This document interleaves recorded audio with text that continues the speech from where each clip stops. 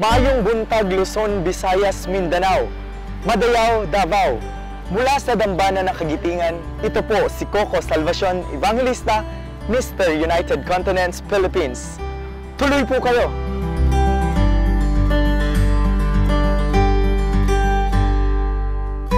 Lubos ko pong ipapakilala sa inyo ang natatanging lungsod ng Davao na tinatawag naming Land of Promise at Durian Capital.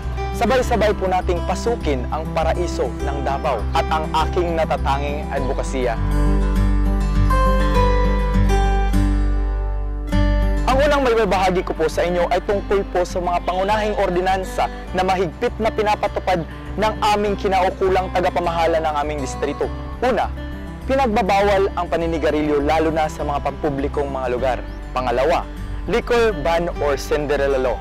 Pangatlo, speed limit na mahigpit na pinapatupad. At marami pa.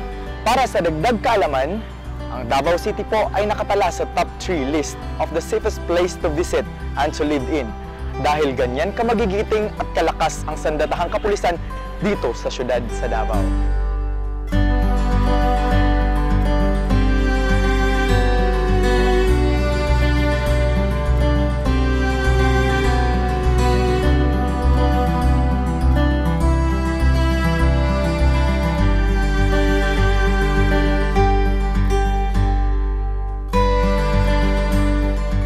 Andito po tayo ngayon sa Care for Elderly Foundation, Tugbok, Davao City.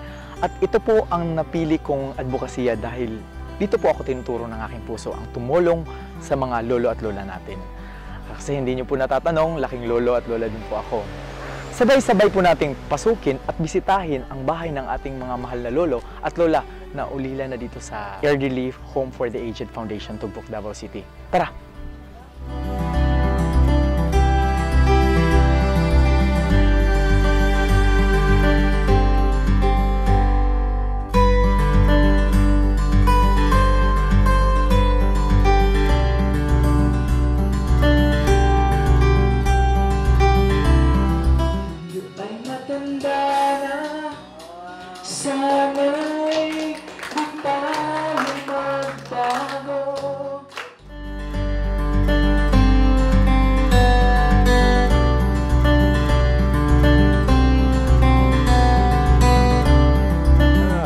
Every day, meron kami mga activities.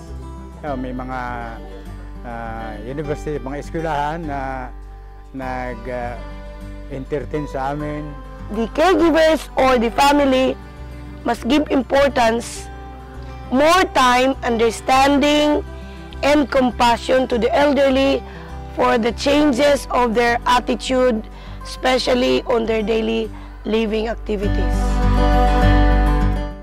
We aim to promote social justice and Filipino culture of love amidst global crisis by providing support for the integral development of our elderly, especially those who are neglected, abandoned, and less fortunate. Muli, nais kong magpasalamat sa inyong lahat at pagsama sa akin sa pagbisita sa munting tirahan ni lolo at lola natin. Gayunpaman, taos-puso kong hihilingin ang inyong buong suporta para ipagpatuloy ko ang aking nasimulang advokasya. Muli, ito po si Coco Salvacion Evangelista, Mr. United Continents, Philippines, Davao. Hanggang sa muli, maraming salamat po.